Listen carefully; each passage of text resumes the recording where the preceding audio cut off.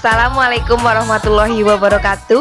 Pada pertemuan hari ini kita akan membahas tentang pasar. Pada semester 1 yang lalu telah dibahas tentang circular flow diagram yang berkaitan dengan materi pasar. Bentuk perekonomian circular flow diagram ini terdiri dari 3 sektor. Yang pertama, ada 2 sektor yang melibatkan 2 pelaku ekonomi, yaitu rumah tangga konsumen dan rumah tangga produsen. Kemudian ada 3 sektor yang melibatkan 3 pelaku ekonomi, ada rumah tangga konsumen, rumah tangga produsen, dan pemerintah. Dan yang terakhir ada 4 sektor, yaitu melibatkan 4 pelaku ekonomi, ada rumah tangga konsumen, rumah tangga produsen, pemerintah, dan masyarakat luar negeri.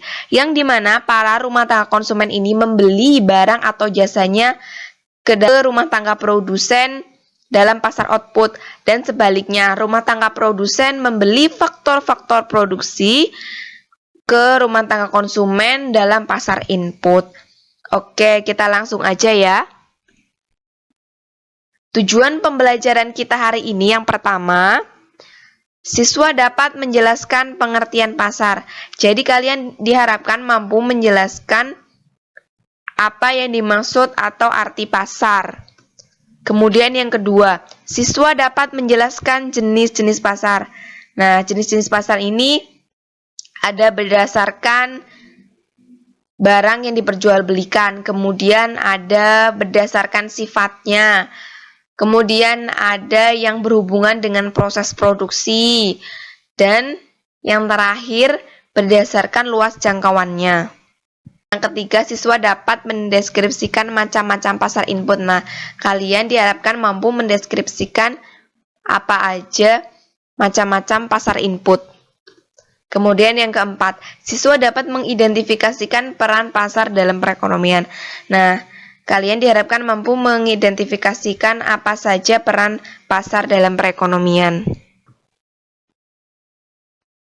Yang pertama, kita akan membahas tentang pengertian pasar, yaitu pasar yang dimana mempertemukan pembeli dan penjual untuk melakukan transaksi barang atau jasa pada waktu, tempat, dan tingkat harga tertentu. Atau dengan kata lainnya, pembeli dan penjual melakukan hubungan permintaan dan penawaran barang atau jasa pada waktu, tempat, dan tingkat harga tertentu. Jenis-jenis pasar. Yang pertama ada pasar menurut barang yang diperjualbelikan. Yang pertama ada pasar barang konsumsi dan pasar barang produksi. Apa sih yang dimaksud dengan pasar barang konsumsi? Pasar barang konsumsi, pasar yang memperjualbelikan barang-barang konsumsi untuk memenuhi kebutuhan sehari-hari. Contohnya seperti yang digambar, ada pasar sayur mayur, kemudian ada pasar buah-buahan, dan lain-lain. Sedangkan pasar barang produksi, barang yang diperjualbelikan yaitu barang-barang produksi untuk memenuhi kebutuhan proses produksi. Contohnya ada pasar minyak bumi, pasar modal, pasar tembakau. Nah, pasar minyak bumi ini untuk membuat bahan bakar minyak. Kemudian ada pasar tembakau untuk membuat atau bahan baku membuat rokok, dan lain-lain. Selanjutnya ada jenis-jenis pasar berdasarkan sifatnya. Ada pasar nyata atau konkret dan pasar abstrak. Nah, pasar nyata ini pasar yang dimana pembeli dan penjual secara langsung melakukan transaksi jual beli barang atau jasa. Contohnya pasar Segamas di Purbalingga. Kemudian pasar abstrak. Nah, pasar yang dimana penjual dan pembeli melakukan transaksi secara tidak langsung, dan barang yang ditawarkan pun berupa contoh. Dengan seiring perkembangan zaman dan teknologi yang semakin canggih, pasar dilakukan secara digital atau istilahnya e-commerce atau perdagangan elektronik. Jadi di mana transaksi perdagangan barang atau jasanya ini menggunakan media perantara internet. Nah, saat ini pasar konkret itu terus menurun sebesar 38%, sedangkan untuk pasar abstrak sebesar 62%. yang berupa e-commerce tadi. Contohnya yaitu ada Shopee, ada Tokopedia, ada Bukalapak, Lazada, Marketplace di Facebook, dan lain-lain.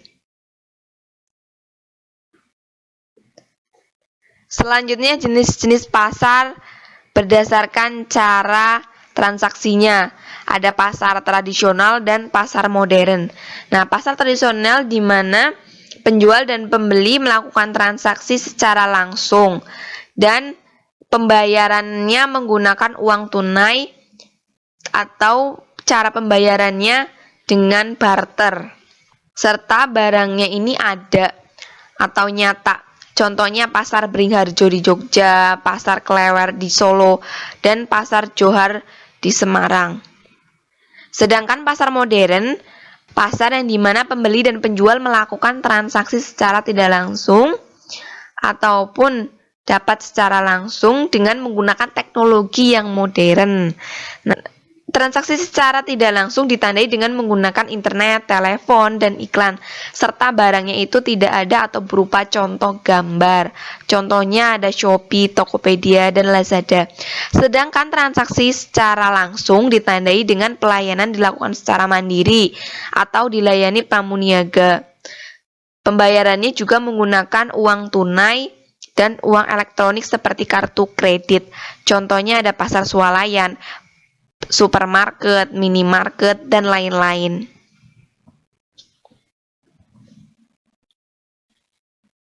Selanjutnya ada pasar yang berhubungan dengan proses produksi.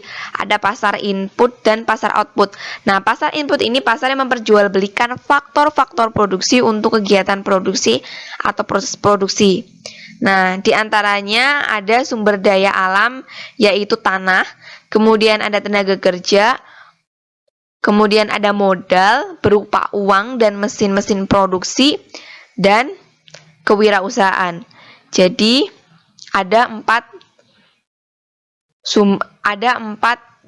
faktor produksi di dalam pasar input. Ada tanah, kemudian ada tenaga kerja, ada modal, dan kewirausahaan. Sedangkan pasar output berarti pasar yang memperjualbelikan hasil produksi dari pasar input berupa barang dan jasa. Contohnya seperti komputer, televisi, handphone, dan lain-lain.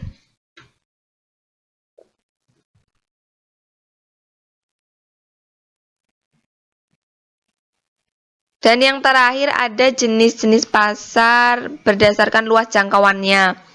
Ada pasar lokal.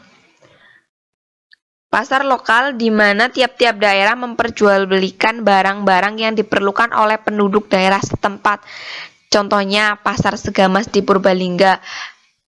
Pasar Segamas ini diperuntukkan untuk masyarakat sekitar daerah Purbalingga. Pasar nasional berarti hanya melakukan transaksi jual beli barang atau jasanya yang mencakup satu negara. Contohnya pasar Beringharjo di Jogja. Para pedagang dari berbagai kota membeli batik untuk dijual kembali di daerahnya masing-masing seperti itu. Kemudian ada pasar regional, yaitu suatu pasar yang dimana melakukan transaksi jual beli barang atau jasa dengan mencakup beberapa negara pada wilayah tertentu. Contohnya kawasan Asia Tenggara yaitu organisasi AFTA, ASEAN Free Trade Area, atau kawasan perdagangan bebas ASEAN, yang dimana beranggotakan 6 negara yang terdiri dari Brunei, Indonesia, Malaysia, Filipina, Singapura, dan Thailand. Kemudian ada pasar internasional, berarti pasar yang melakukan transaksi jual beli barang yang mencakup beberapa negara. Contohnya pasar kopi di Santos, Brazil. Perbedaannya pasar regional dan pasar internasional. Pasar regional ini berarti mencakup beberapa negara tetapi ada wilayah tertentu. Sedangkan pasar internasional mencakup beberapa negara tetapi tidak dibatasi pada wilayah tertentu. Nah, sebelum kita lebih lanjut membahas satu persatu tentang macam-macam pasar input, kita dapat mengetahui dan memahami terlebih dahulu apa saja ciri-ciri pasar input. Ini adalah para pengusaha. Nah, jadi pembeli ini adalah para wirausahawan, pengusaha atau produsen yang melakukan produksi. Kemudian yang kedua, penjual biasanya masyarakat konsumen yang memiliki faktor atau para pengusaha atau produsen yang menghasilkan faktor produksi, khususnya barang-barang modal. Yang ketiga, biasanya pembeli melakukan pembelian dalam partai atau jumlah yang besar. Yang keempat, letaknya cenderung mendekati penjual sebagai pemilik faktor produksi yang diperjualbelikan. Pasar input tadi telah dijelaskan bahwa pasar yang memperjualbelikan faktor-faktor produksi, yaitu diantaranya ada sumber daya alam, yaitu yang digunakan adalah tanah. Kemudian ada tenaga kerja, modal yang berupa uang dan mesin-mesin produksi. Dan yang terakhir ada kewirausahaan. Semua faktor produksi tersebut merupakan input bagi perusahaan untuk melakukan produksi. Selanjutnya kita akan bahas satu persatu pasar input atau pasar faktor produksi tersebut.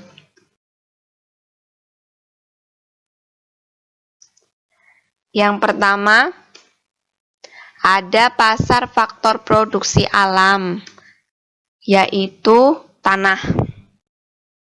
Jadi yang dimaksud di pasar faktor produksi alam ini yaitu berupa tanah. Jadi pasar tanah yaitu pasar yang mempertemukan penjual dan pembeli tanah untuk melakukan transaksi jual beli tanah. Jika kita mengganti istilah penjual dan pembeli, maka pasar tanah dapat didefinisikan sebagai pasar yang menghubungkan penawaran dan permintaan tanah. Nah, biasanya penawaran ini berasal dari para pemilik tanah, sedangkan permintaan berasal dari para pengusaha yang membutuhkan tanah untuk kegiatan produksinya. Nah, hasil penyerahan tanah atau imbalan yang didapat oleh pemilik tanah yaitu sewa atau rent. Nah, dalam kenyataannya kita dapat mengetahui bahwa harga tanah ini cenderung terus mengalami kenaikan atau tidak pernah mengalami penurunan. Hal ini disebabkan karena kebutuhan tanah oleh masyarakat itu semakin meningkat baik untuk keperluan produksi maupun untuk pemukiman yang terus bertambah, sehingga mengakibatkan meningkatnya permintaan tanah sementara penawaran tanah ini cenderung tetap atau tidak bertambah.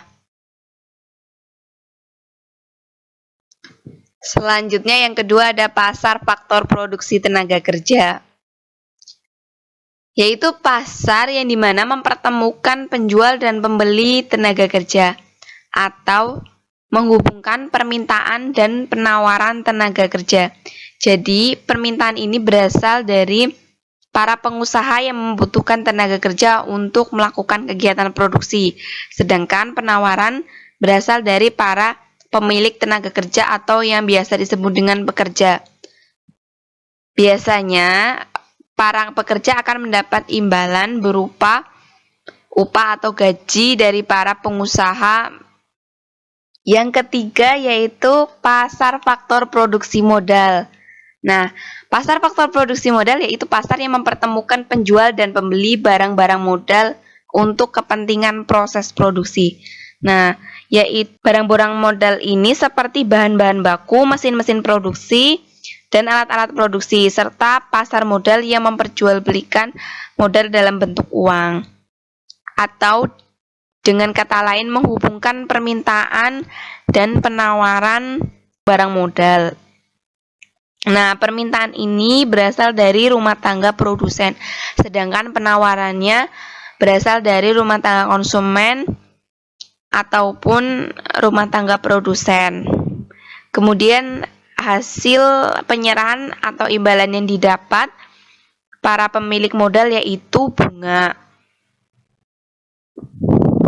Pasar ini di mana menawarkan dana dan pihak yang membutuhkan dana dapat memperolehnya melalui bursa efek atau pasar modal, baik yang bersifat jangka panjang maupun jangka pendek. Nah, jangka panjang misalnya ada saham, kemudian ada obligasi, dan lain-lain. Yang terakhir ada kewirausahaan. Nah, para wirausahaan ini dibutuhkan untuk mengelola sumber daya alam tadi yang berupa tanah, kemudian tenaga kerja dan modal, supaya efisien dan efektif serta mampu memperhitungkan resiko yang mungkin akan terjadi ke depannya. Tujuannya adalah untuk mendapatkan laba atau profit. Selanjutnya kita akan bahas tentang peran pasar dalam perekonomian. Yang pertama, peran pasar bagi konsumen. Yang pertama yaitu tempat untuk memenuhi kebutuhan sehari-hari. Jadi di mana ini pasar sebagai tempat konsumen untuk memenuhi kebutuhan sehari-hari dengan berbelanja sayur, belanja buah, daging, dan lain-lain. Kemudian yang kedua, untuk mendapatkan barang yang dibutuhkan. Jadi konsumen membutuhkan peralatan masak, dapat membelinya di pasar. Kemudian tempat untuk menawarkan sumber daya yang dimiliki konsumen. Misalkan konsumen memiliki peternakan unggas seperti ayam kampung, bebek, mentok, dan lain-lain. Hasil ternak tersebut dapat dijual ke pasar atau ditawarkan kepada pembeli yang berada di pasar. Peran pasar yang kedua yaitu peran pasar bagi produsen. Yang pertama, mempromosikan barang atau jasa. Produsen mempunyai produk, kemudian dipromosikan barang atau jasanya di dalam pasar tersebut. Kemudian mencari bahan-bahan yang dibutuhkan. Misalnya produsen bakso mencari bahan-bahan baku membuat bakso seperti daging, tepung, bumbu, dan lain-lain di dalam pasar tersebut. Kemudian menjual hasil produksi. Misalnya tadi produsen bakso menjual hasil produksinya yaitu berupa bakso di dalam pasar tersebut. Kemudian peran pasar bagi pemerintah. Yang pertama, menambah sumber pendapatan negara. Dari hasil pungutan pajak dan retribusi akan menambah pendapatan negara. Kemudian yang kedua, sebagai penunjang kelancaran pembangunan negara. Dari hasil pajak dan retribusi itu akan menambah pendapatan negara sehingga memperlancar pembangunan negara. Contohnya pendapatan negara tersebut dialokasikan ke pembangunan area kesehatan seperti rumah sakit daerah, kemudian pendidikan dengan melengkapi sarana dan prasarana sekolah dan pembangunan gedung sekolah, serta melakukan infrastruktur dengan pembuatan jalan raya dan jalan tol. Selanjutnya, peran pasar dalam perekonomian bagi sumber daya manusia. Dalam kegiatan perdagangan membutuhkan banyak tenaga kerja. Nah, jika semakin luasnya suatu pasar, maka semakin besar tenaga kerja yang dibutuhkan, dan sebaliknya. Dengan dibutuhkannya banyak tenaga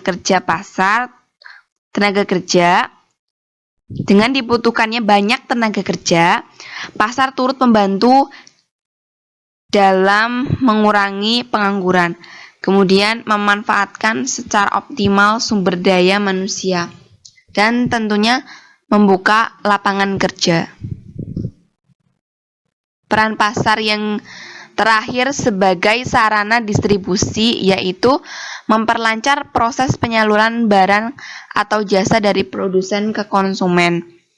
Nah, pasar dapat berfungsi dengan baik jika kegiatan distribusinya lancar, sedangkan pasar dikatakan berfungsi tidak baik jika kegiatan distribusinya itu mengalami kemacetan, mengalami hambatan, kemudian atau tidak lancar.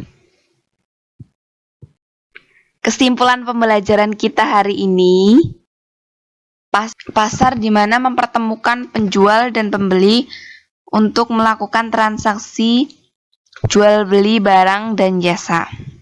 Nah, jenis-jenis pasar tadi ada berdasarkan barang yang diperjualbelikan, kemudian berdasarkan sifatnya, kemudian pasar berdasarkan cara transaksinya, kemudian ada pasar yang berhubungan dengan proses produksi, kemudian pasar berdasarkan luas jangkauannya. Pasar yang berhubungan dengan proses produksi yaitu ada pasar input dan pasar output. Nah, pasar input ini pasar yang memperjualbelikan faktor-faktor produksi. Jadi dalam pasar ini adanya interaksi permintaan dan penawaran sumber daya melalui pelaku ekonomi yaitu rumah tangga konsumen dan rumah tangga produsen. Kemudian macam-macam faktor produksi atau macam-macam pasar input tadi terdiri dari pasar tanah, kemudian ada pasar tenaga kerja, pasar faktor produksi modal, dan kewirausahaan. Yang dimana rumah tangga konsumen menyerahkan faktor produksinya kepada rumah tangga produsen dengan imbalan berupa sewa, upah, bunga, dan laba, tergantung dalam macam-macam faktor produksinya. Semua faktor produksi ini sangat dibutuhkan oleh produsen untuk memperlancar proses produksi.